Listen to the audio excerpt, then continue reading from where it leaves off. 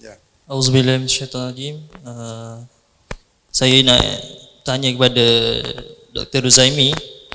Yang ni saya wakil untuk bagi soalan kepada Ustaz.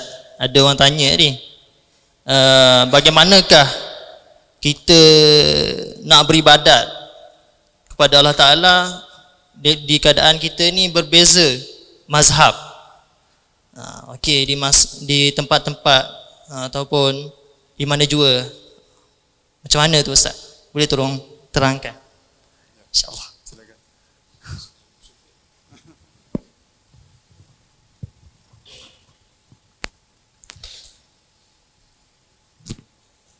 Ini belajar kuip juga? Bukan, belajar sini. Pelajar sini. Belajar sini. Tapi orang Malaysia nampaknya ni? Murid saya. Oh, orang Malaysia ke? Ya. Ha? Menetap di Malaysia. Oh, menetap di Malaysia. Orang Thailand. Orang Thailand. Ya. Ahlan wa sahlan. Baik. Tadi Syekh Wan Syukri dah sebut, dalam agama ni ada perkara yang dipanggil sebagai al-mukhtalafih, benda yang diperselisihkan dan dibenarkan untuk kita berbeza pendapat. Kita memang dibenarkan untuk berbeza pendapat. Buktinya apa? Buktinya di zaman Nabi SAW, hadis yang paling glamour sekali, hadis yang kita panggil sebagai hadis Bani Quraidah. Nabi SAW beri arahan kepada para sahabat, la yusalliyanna ahadukumul asra illa fi Bani Quraidah.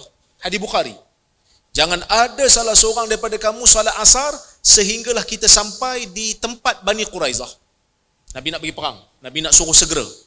Jangan ada salat asar melainkan sampai baru kita salat asar sama-sama. Fa adraka ba'duhumul asra fit tariq.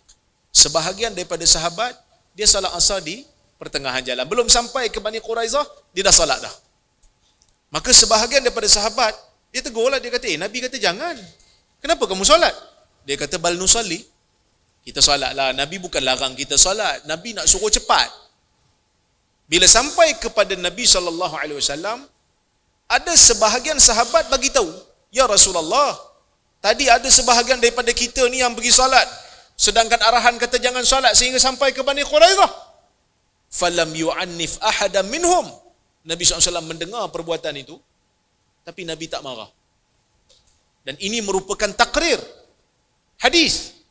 Bila Nabi SAW tidak membantah, tidak melarang, maka sekurang-kurangnya benda itu dibenarkan. Dibenarkan.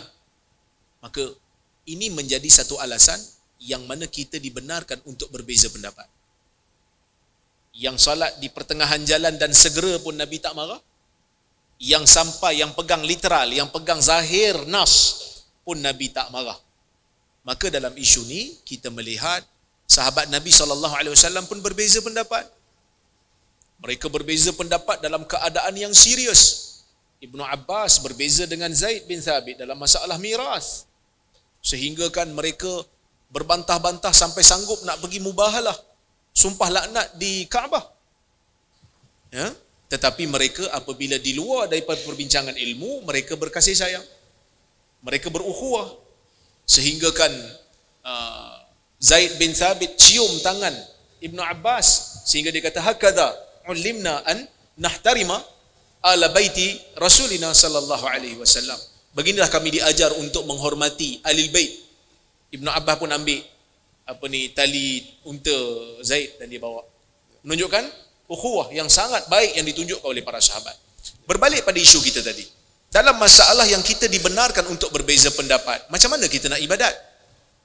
Maka di sinilah timbul perbahasan di sisi ulama usul fiqh. Boleh ke tidak kita ni berimamkan dengan imam yang berbeza mazhab dengan kita? Maka ada dua pandangan, ada yang tak bagi dan ada yang bagi. Tetapi al-ma'mul bihi al-an, yang diamalkan oleh kebanyakan ulama pada zaman ini ialah mengikut kepada apa yang ditentukan oleh pemerintah apabila pemerintah itu telah menjadikan ia sebagai satu peraturan.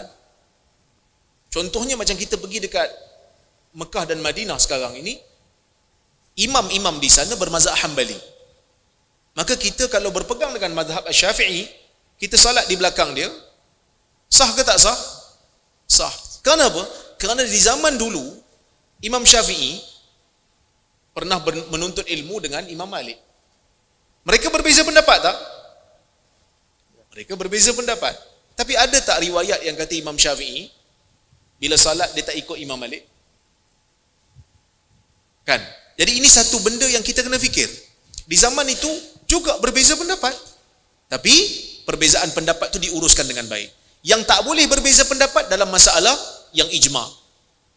Ijma' tak boleh kita berbeza pendapat. Contohnya ada imam dia kata, tuan-tuan sebenarnya saya tak ambil uduk pun tadi. Jadi ikutlah saya jadi imam sekarang ni. Tak boleh ikutlah. Sebab tidak ada mazhab yang kata solat tanpa uduk sah. Kan? Ataupun dia baca bukan main sedap, orang tegur dia, Masya Allah imam, sedap punya baca. Dia kata itu belum ada uduk lagi. Kalau ada uduk lagi sedap saya baca. Maka tak boleh ikut belakang dia lah sebab dia tak ambil uduk. Kan?